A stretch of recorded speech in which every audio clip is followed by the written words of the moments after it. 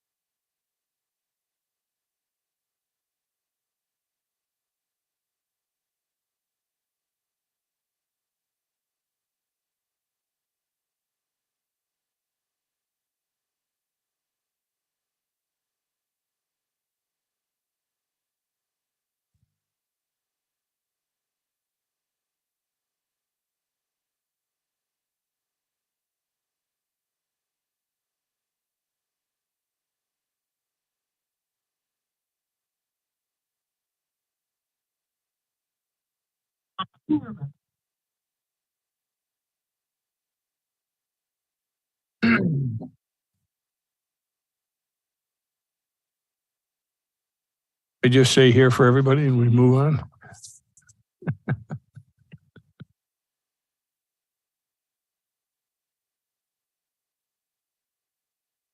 We need three. We got three. Me, myself, and I. Paul, anybody back there? I'm here, Mr. Chair. We got Joe Walker. Yeah, Joe, I got your email. Thank you. I didn't get a chance to write back. Councilman Malinowski, we have Councilman Joe Walker and Councilwoman McBride online.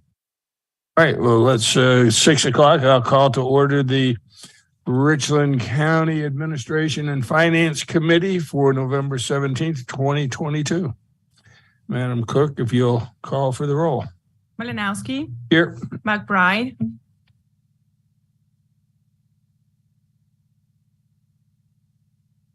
Livingston. Here. Joe Walker. Here. Mackey. We have a quorum. Here.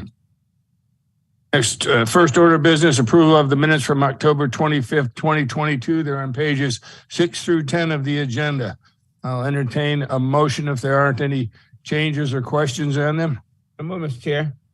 Second. Got a motion and a second. Any discussion? Hearing none. Madam Clerk? Malinowski. Yes. McBride. Livingston. Yes. Joe Walker. Yes. Motion approved. Hey, I see Councilwoman McBride has now joined us, so if you'd mark her present. Ms. McBride, all we've done so far is approve the minutes. We're on number 3, approval of the agenda. Any changes, Madam Clerk? No, sir. No? To the agenda? Mr. Administrator? Yes, sir. To the agenda, there was I just wanted to acknowledge to the A&F committee that with the recent information related to the opioid grant opportunities, whereas to that would normally run through this committee because of the time constraints of the application, I'm going to be requesting on the administrator's nomination during a regular council meeting to consider that grant process. So just because of a time constraint, Mr. Chair, so I wanted you to know that out of respect for the process in this committee. Thank you, Mr. Administrator. Anything else? No, sir. All right, hearing no other information. Got a motion to approve? Second. And a second. Madam Clerk? Malinowski. Yes. McBride. Livingston. Yes. Joe Walker. Yes. Motion approved. Items for action, number 4A, information technology, cybersecurity modernization, pages 11 through 19. Administrator Brown. Yes, sir, Mr. Chair. Staff simply requesting to move forward with the process of acquiring these necessary services. If you may recall, This funding was approved as a part of the COVID-19 funding that we received. This is just us walking back through the administration and finance process in order for us to engage in agreements associated with the expenditure of those funds. Staff recommends approval in the amount of the funds that are listed here, which are consistent with all the presentations that we provided to council in all of our previous forms. Mr. Chair, that is staff's recommendation for approval, please, sir. Thank you, Administrator Brown. I'll entertain a motion. So move, Move Mr. to Chair. accept. Accept the approve. recommendation from staff. Okay, I've got a motion and a second to accept the administrators or staff's recommendation. And I did have some questions. I did ask them and I got answers. That's all I'll say. Thank you. If there's no further discussion, Madam Clerk? Livingston, Yes. Malinowski, Yes. McBride. Madam Clerk, can you hear me? Yes. Thank you. Yes, ma'am. Joe Walker, Yes. motion approved. Item number 4B, Utilities Department, Shady Grove Pump Station Project Bid Award on pages 20 to 72. Yes, sir, Mr. Chair. Staff recommendation is that council, through this committee, will approve the awarding of the Republic contracting the Shady Grove Pump Station project. That's who we want to provide that to. We do recognize that there was one bid in this process. The South Carolina Rural Infrastructure Authority has recognized that as an okay in this situation. This furthers our initiative to provide water in an area where it is needed. You can see that the total bid for the project came in at $800,000. The department will make up the difference between a grant amount that it was awarded, which is $500,000. And so, Mr. Chair, with that being said, we would ask that you would also approve this recommendation for the awarding of this particular contract. Administrator Brown, I'll entertain a motion. I move, Mr. Chair. Got a Second. motion and a second. Any discussion? I know Mr. Davis wouldn't be happy if I didn't ask him something, so I'm going to do that.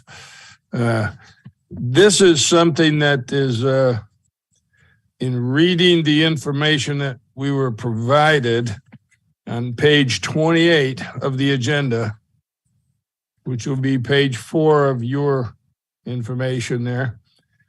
Item number 2 and 3. In there, it says any failure by the contract to do this work will not relieve it from responsibility for successfully performing the work without additional expense to the county.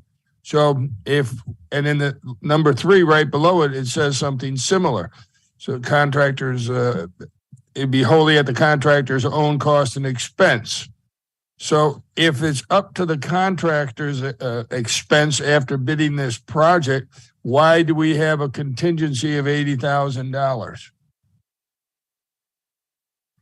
Says in here Yes, that, sir, Mr. Davis, you're in the audience. If you would please come to the podium and address that directly, sir. Thank you.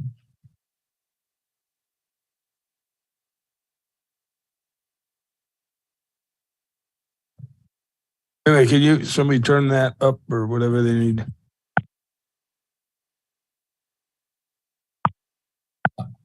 Can you hear me now? Yes, thank you. Bill Davis.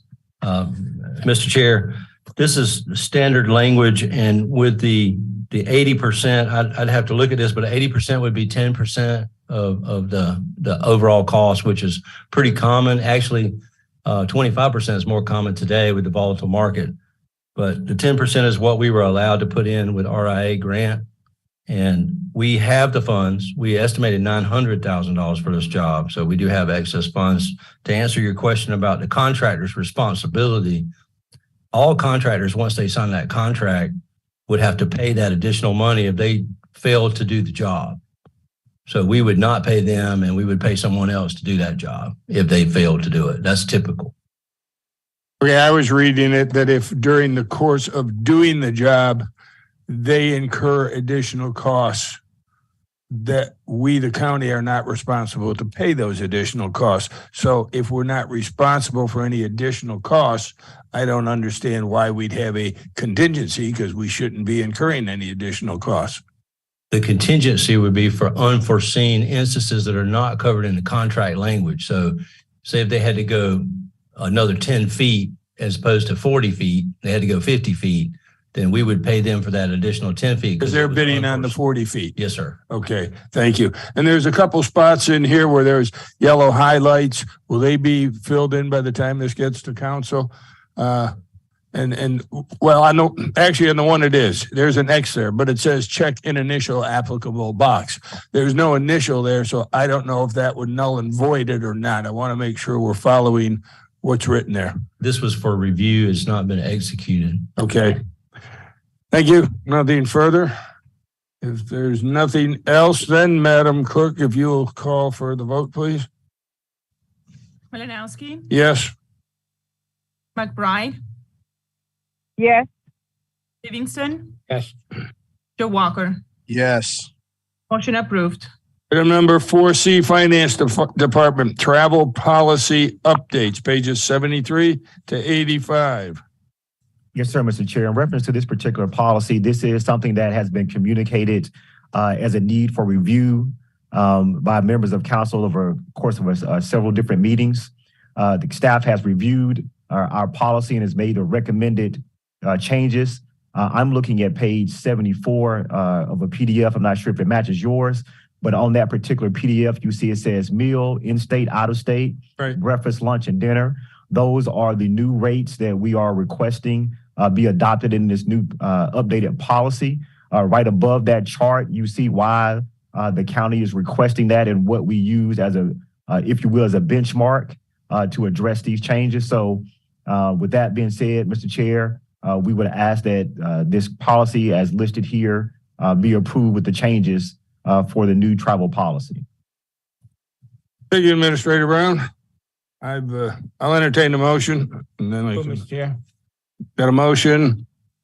Second. Okay, and a second discussion. I've got some on the actual, I'm looking at the portion with the underline, not the clean version. And that would be starting on page 81 of our agenda. In number 8, it says in the newly printed color there that's underlined, if not submitted by the 5th working day of each month, the employee/department head may not be reimbursed. Well, a department head is an employee, and I see this, sometimes I see only employee written, sometimes I see employee/department head. Why do we need department head in there? Can't we just go with employee? You could, but I think from time to time, depending on who you're speaking with, Mr. Malinowski, some people may look at, for example, and I apologize when I say this, so please don't take offense by using your department. Let's just use, for example, the solicitor. The solicitor, is not necessarily the same the way you would address an employee of the county administrator. I would address him as a department head of an agency that works within Richland County versus him as an employee of the administrator, where I'm telling him as one of my employees, you are not eligible to receive these funds because you didn't submit something. I can go through a number. I understand your terminology for department head is different than what I was looking at. So Understood. That's fine. Thank you. Also, though, where it says if not submitted by the 5th working day of each month, the employee may not be reimbursed. I don't think the employee should be punished if the department head fails to put that in. If I turn it into Director Davis and he goes on vacation or forgets to turn it in, I'm not going to get reimbursed. I think there should be some other. Mr. Chair, I believe that you articulated that it said may. I think the idea there is to let folks know that it is important that you see these things through, but it does not say shall or will. So therefore, it does allow for that opportunity, sir. Okay, very good. And number 9, meals and lodging will be reimbursed once returned from all authorized business. Yet down in 14.2, it says anticipated lodging costs may be paid in advance. So I'm wondering why we're not just consistent here in that. Because we do know that from time to time, we have individuals that are unable to front those costs. And so therefore it does not preclude them from attending, but there are individuals who may have the means and don't mind going ahead for their own convenience in booking their trips and that type of thing, paying for their registration to speed up the process. So that would be why you would have those two different things mentioned. Right. And on page 84 of the agenda, item 23.4, it repeats what you just referred to as far as the new rates that are being requested. And it says meal, in-state, out-of-state. Yet above it, we were talking about in resort areas. So do you not think maybe it should say out-of-state and resort areas? Otherwise, there's no differentiation here for somebody to know that's where the resort comes. Is that separate in here? Did we miss that?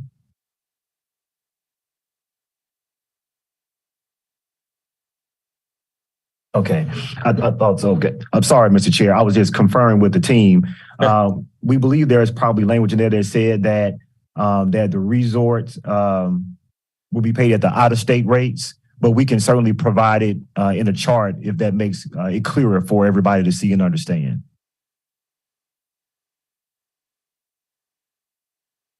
I mean, I think that would make sense to put it all in there so it's all inclusive, because immediately following, you mentioned resort areas, but referring to the chart, it doesn't have resort areas in there. We can make that additional spelled out in the chart itself. That's no problem, sir. Okay. Number 24, the very last sentence. I'm unclear on the sentence. The employee will only be reimbursed for expenses for those agencies for which the county administrator is responsible must be approved by him or her. Just sounds a little awkward to me. And if you can just look at that later, that's fine. Okay. Number 26, extradition. I didn't know we were involved in extradition of people from other places.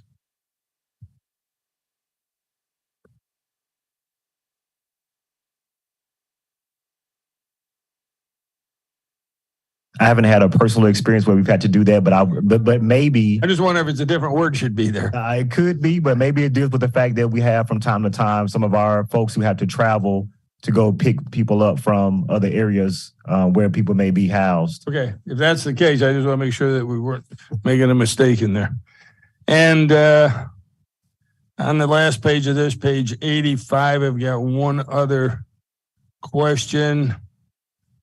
And that is in the event, number 27, 1, 2, 3, starting the fourth line down, in the event funds have not been budgeted, the travel request shall first receive approval from the county administrator and final authorization from the county council.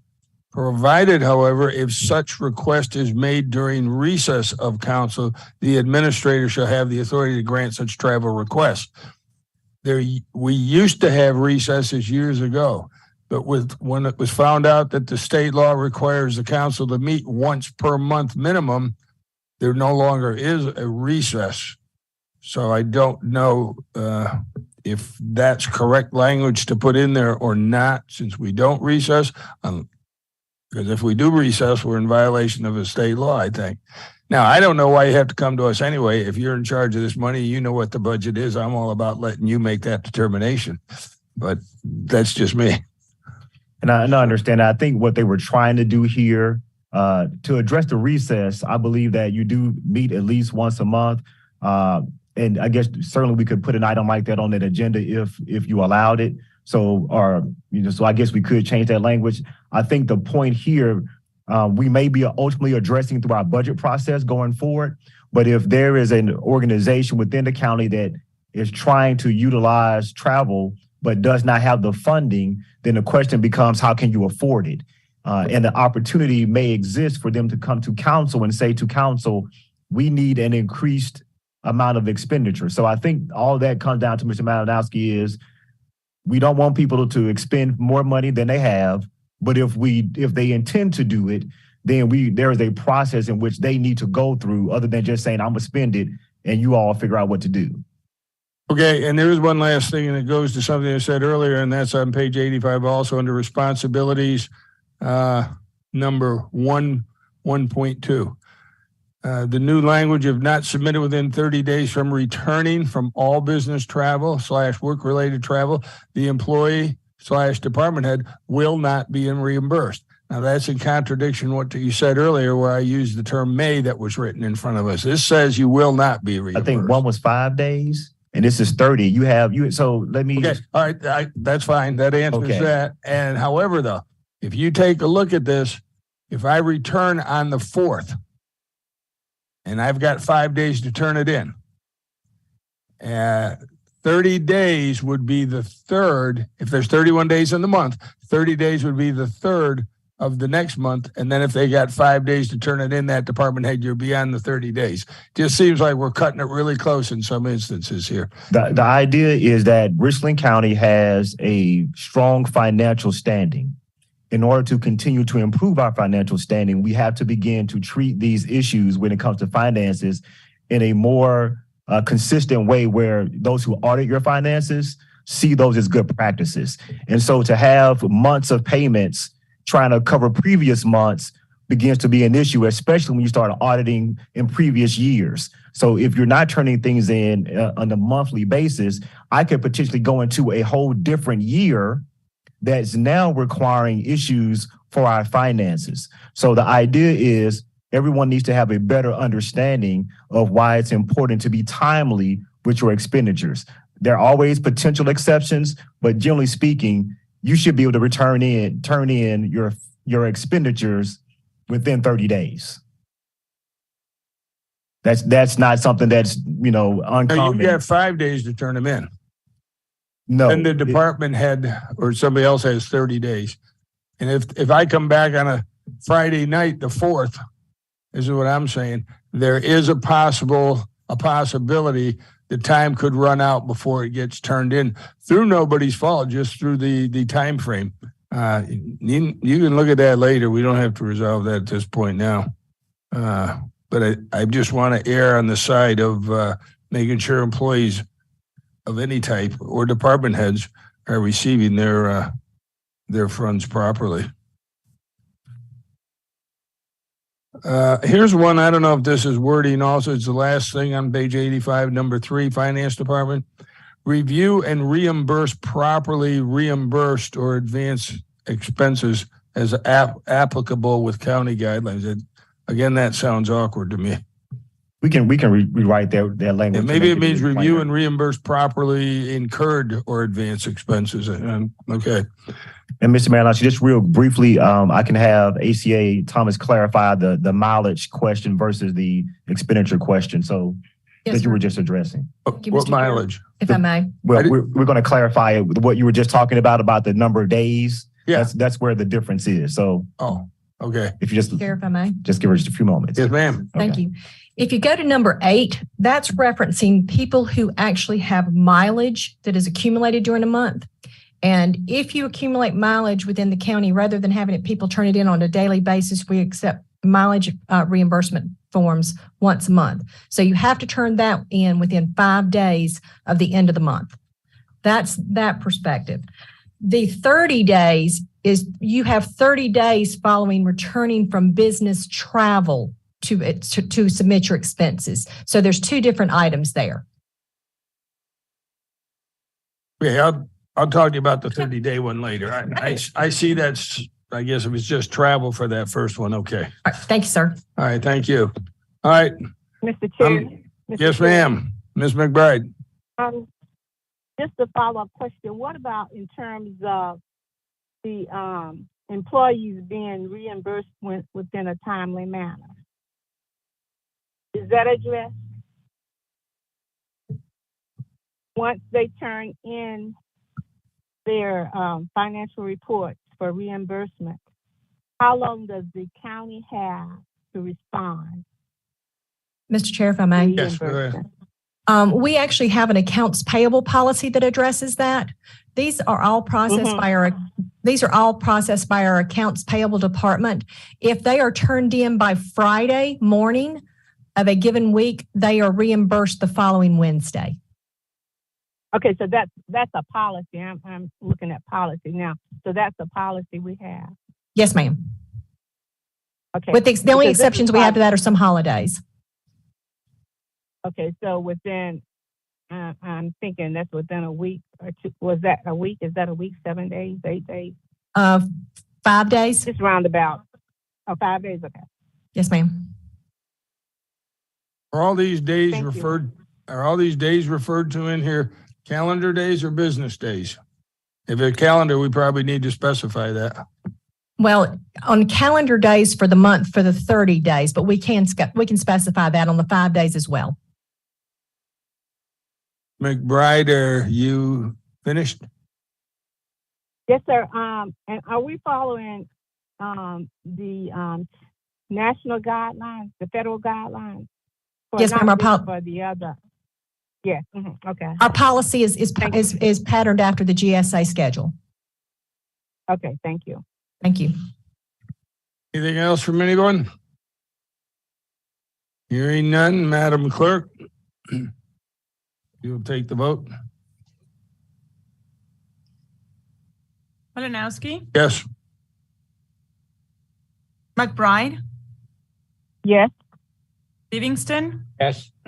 Joe Walker. Yes. Motion approved. Item number 4D, Richland County Sheriff's Department accreditation manager, accreditation. Is that right? Accreditation. There's an extra T. There's an extra TA in there. Yeah. Okay. Richland County Sheriff's accreditation manager. Yeah, that's it. That's right. Pages 86 and 87. Yes, sir, Mr. Chair. I'm sorry. No, go ahead, sir. I'm just making a motion, but go ahead. Taking a motion for approval? Yeah. Got a motion for Second. approval? Is it? And a second? Is there anything that Administrator Brown you need to provide us? No, sir. Okay. I asked my questions earlier. I got them all answered. Thank you, Chief Deputy I Polis. have one question, Yes. Mr. Chair. Yep. I got one from somebody else too. So go ahead, Ms. McBride. Find the page. Okay. With the I know that within 2 years, this grant is for 2 years, or am I on the wrong one? Because I can't find my page. That's the correct I'm one. not at home. Okay. That- Well, we cannot budget 2 years out, right? But they just put that in as background information. Is that correct? Yes. Okay. I mean, what they're letting us know, what the sheriff's letting us know is that the particular position that they're trying to get filled is based on a 2-year grant if they get it. And that grant will only take 2 years. And then the sheriff is saying he will, through the normal budget process, make a request to continue that position and those funds. Right. I realize that. I just wanted to make sure that legally we couldn't obligate ourselves until at that time at the end of the 2 years when this request would be officially submitted. That's correct. Okay. And also, so that everyone knows, this is another state mandate. So we either do it or we're in trouble with the state and who knows who else. So would you, do we have Deputy Chief Polis? He can explain that better than I can. Good evening, Chairman. Thank you for the opportunity to explain a little bit. Recently, the state passed a law that says that all South Carolina law enforcement agencies are required to be accredited either through CALEA or the South Carolina Law Enforcement Accreditation Agency. That one was a little bit more cost effective than CALEA. We opted for that accreditation. Failure to comply with the statute would basically mean that all law enforcement officers in the Sheriff's Department would be subject to losing their state certification. They would not be able to enforce the laws in Richland County. So it is a state mandate. Thank you, Chief Deputy. Anything else? Hearing nothing, we've already got a motion and a second. Madam Clerk?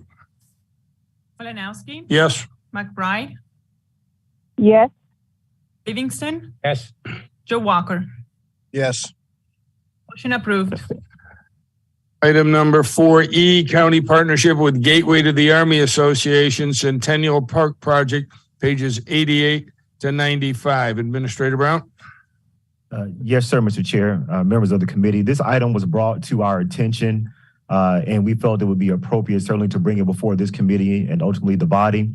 The Gateway to the Army Association requests approval for Richland County to serve as the primary applicant and fiscal agent for its $650,000 grant request to the South Carolina Department of Veteran Affairs to complete the Centennial Park project located at Fort Jackson, which is in Richland County. And this is something that this particular entity has to have a fiscal agent in order to get these funds. So therefore, they're seeking to partner with Richland County. As you see in your packet, there is information there about what the funding is designed to do. And importantly, I think this does, again, align with one of the initiatives that we've been talking about in collaborating with other governmental entities. In this format, it would be us asking as the fiscal agent while the work will be performed by another entity.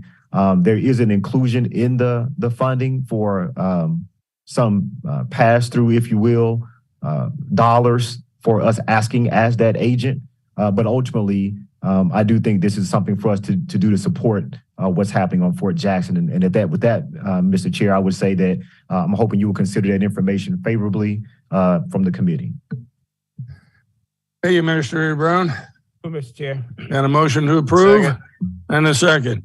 I've got two questions here, one from me, one from someone else. The one from me, will there be an IGA entered into with this group so everybody knows exactly what their part is?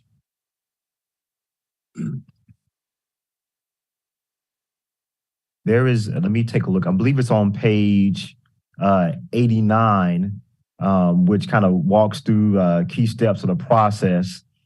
And there's certainly letters of support. I believe it's going to have to be something, Mr. Malinowski, in order for us to act as the agent. But I could get the details of that. And I think we actually have some of the folks that are part of this in the audience, and then maybe able to answer that directly. If I can see if they are. I thought some. Yeah, go ahead, because Okay. I didn't see it in reading through there, but I could have missed it. Okay. No, I feel like there's going to have to be an agreement that outlines what the agencies are doing. I don't have that here. I do know we talked about the letter of support that would be needed also, but we can certainly come back to you with that information and let you know what that looks like. But I do believe there will need to be an agreement. Thank you. And one last item, even though the county would receive a certain percentage of the total funding to handle the overall program and finances, does the county have the capacity to do this without having any negative impact on any other items in the county?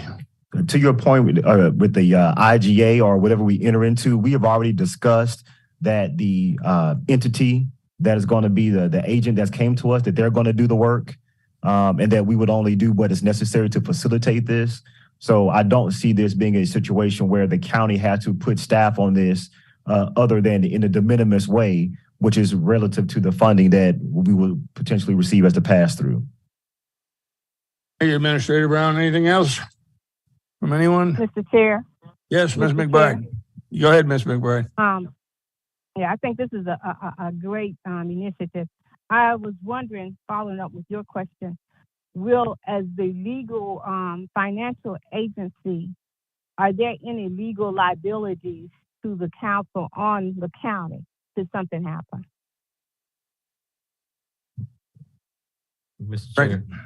Ms. McBride, with this type of situation, I don't think there's any liability with the county since it's a pass-through.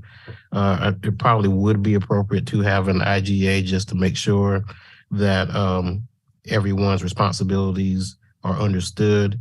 But as a pass-through, liability-wise, the liability shouldn't fall with Richland County because it's required by the federal government for the local governmental entity to give a letter of support in order for it to be done.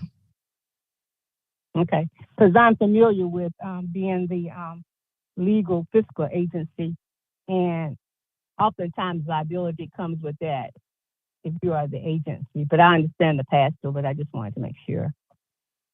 And so you're saying that no, we would not have any legal liability. Right, it's Is just that a correct, requirement. Mr. Ross?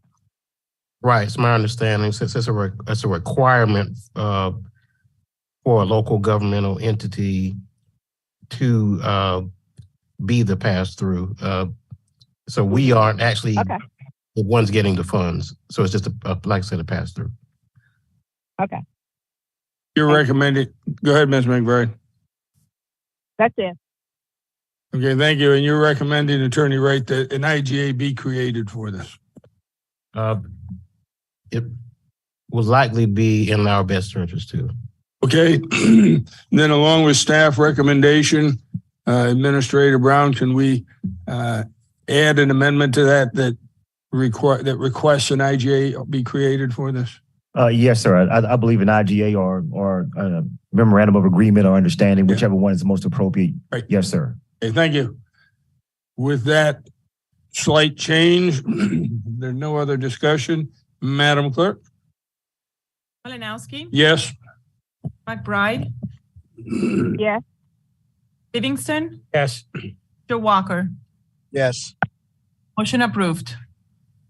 And we've got numbers 5A and 5B, which are pending analysis, no action required. You can see immediately following that exactly where staff is on it. And as far as the item that Administrator Brown mentioned, the opioid grant opportunities, he is going to put that on the next full council agenda due to the time sensitivity of it and all the paperwork that needs to be done. It could not be done in time for this meeting, so he'll have it to council in December. There's no other discussion. We are on adjournment. Well, Mr. Chair. A motion Second. and a second. Madam Clerk? Malinowski, Yes. McBride, yes. Livingston, Yes. Joe Walker. Yes. Motion approved. We are adjourned. Thank you, everyone, for attending.